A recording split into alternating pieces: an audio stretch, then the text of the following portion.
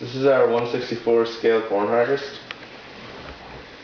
Right here we have a case combine and a STX 600 case tractor with the grain buggy behind it.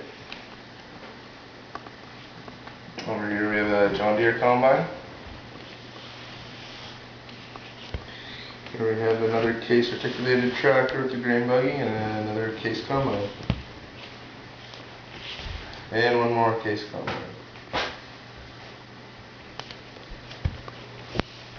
Here we have a cat tractor in a wagon, as well as a New Holland tractor in a wagon, and a AGCO manning the auger.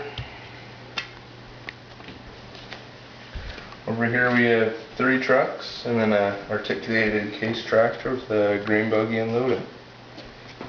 And here we have the last case articulated tractor with a disc ripper ready to get in as soon as the combines are done. Thanks for watching.